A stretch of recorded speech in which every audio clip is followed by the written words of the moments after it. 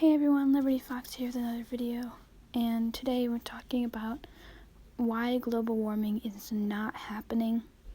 So to start, I recently came across this article, Biden picks former Senator John Kerry for climate change role, and this is what made me want to do a video on global warming and why it's not happening.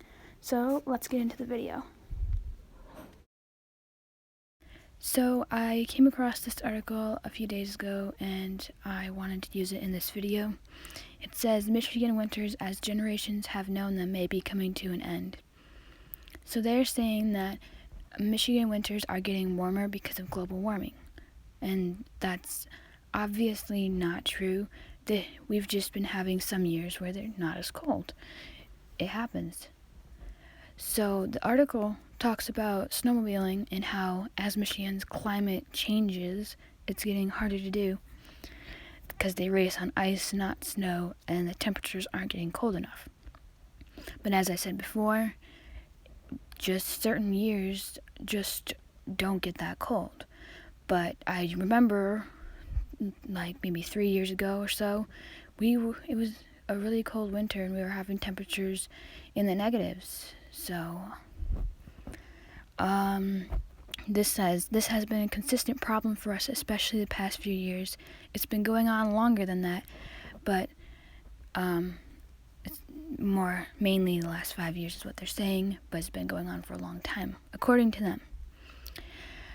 Michigan's cold, snowy winters and a way of life built around them are being disrupted by climate change, and for winter festivals reliant on cold snow and ice, and communities reliant on the economic boost at a slow time that those festivals bring, it's causing them to scramble to adapt and to survive. So, the Great Lakes region has seen a larger increase in annual average temperatures than the rest of the continental U.S., and winters are getting warmer more quickly than the summers are. What I'm wondering, though, they don't say why Michigan, Wisconsin, and Illinois are getting warmer faster than the rest of the states. What is the reasoning behind this? Why? They can't just be getting warmer. There's got to be some reasoning behind these 3 states getting warmer. But, okay, so it says snowfall in the Great Lakes Basin has decreased 2.25% from 1984 to 2013, as compared with 1954 to 1983. Okay, so we're almost done with this article. There's a little bit more to go through. So it says the number of days where the low temperature dips below freezing, 32 degrees Fahrenheit in the Great Lakes region, is projected by scientists to decrease by more than a month per year in higher emission scenario.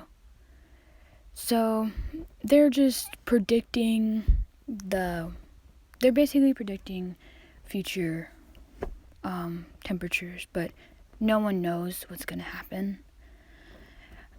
Okay, so I have another article that's related to this. It's from a couple years ago, and I'll put that up. So here it is.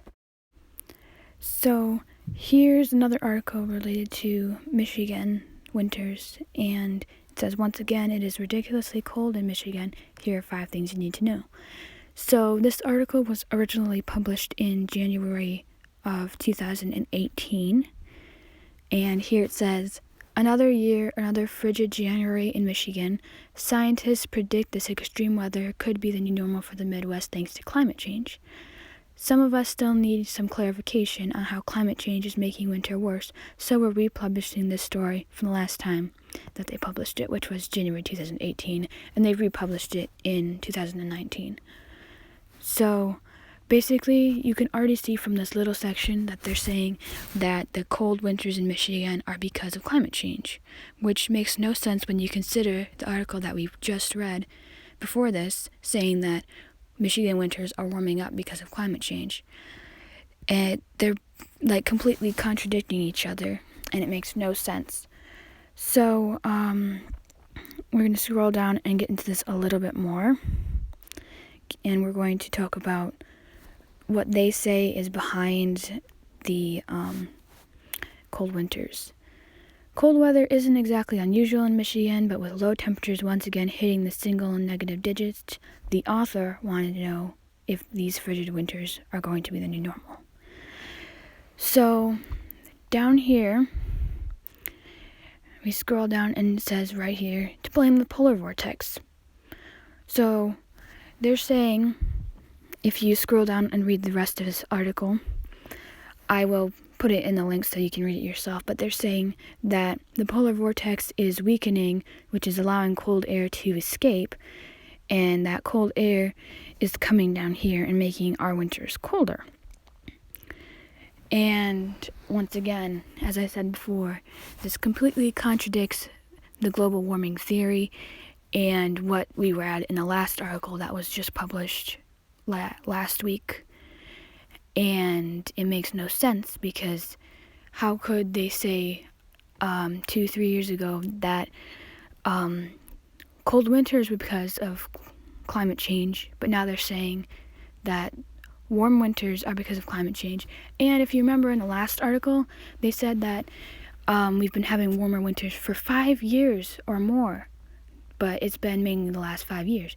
And how is that possible when they're saying here just 2-3 years ago that the cold winters are because of climate change? It doesn't add up. And here they're saying that global warming won't stop winter from happening. And of course, as you can see, they threw a Donald Trump tweet in there to make him look bad. But we're not going to get into that right now. But anyways, so that doesn't really make sense either. Global warming doesn't stop winter from happening. So, that doesn't really make much sense, because if the Earth is warming, how are we still going to have winter if the whole Earth is warming? Okay, so now we're moving on to a new topic. We're going to talk about the ozone hole and how that is affecting the Earth's climate. So the ozone hole isn't causing global warming.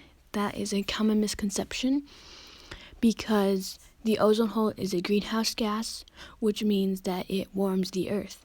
So if there's a depletion of ozone, that's going to cause the Earth to cool where the depletion is. So the ozone hole is a seasonal phenomenon. It happens a few months out of the year, August through November, because of the polar vortex. The polar vortex pulls ice particles up into the stratosphere, and if there's any chlorine in the molecules that survives the trip, then the chlorine will cause ozone depletion, which is the cause of the ozone hole. The ozone hole is located over Antarctica, and it is not a hole, but it's just an area with less ozone during those few months of the year. After about November, the ozone hole seals up, and it's the same as it was before the polar vortex. So the ozone hole does not cause global warming, and it doesn't necessarily mess with the climate. I will be putting this article in the description so you can read it yourself. It's an article from NASA, but that's pretty much all I have on the ozone hole. I might get into more detail if I do another video sometime, but we're going to move on. So, according to this chart from NASA, the carbon dioxide levels have gone way up. Now, carbon dioxide is a greenhouse gas, so it helps keep the Earth warm. So, people think that this may be causing global warming because the CO2 levels are way up.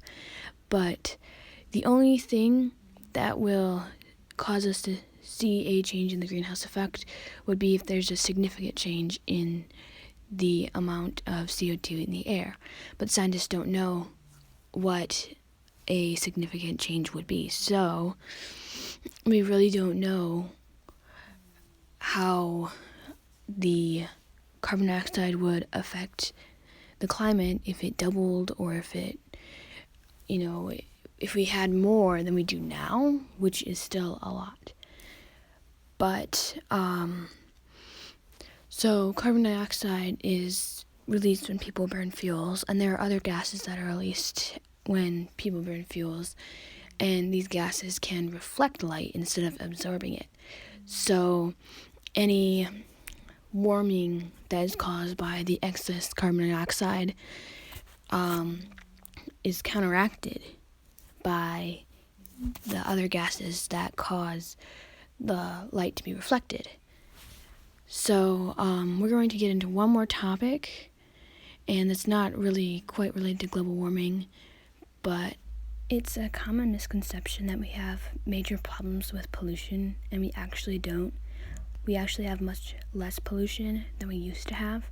So pollutants like sulfur oxides, carbon monoxide, ground level ozone, we actually have much less of those pollutants in the air than we used to. So that's a really good thing. So when people say that we're polluting the environment, it's really not true, because we've gotten better at avoiding those pollutants, putting them out into the air. There's one more thing I want to mention before the video is over. So going back to the topic of global warming, I told you why global warming isn't happening, but some people like to use it to benefit their political agenda. So if you hear a politician talking about global warming, I wouldn't listen, because global warming isn't happening, and even if it was, there wouldn't be anything you could do about it. But that's all I have for today. See you in the next video. Thank you for watching.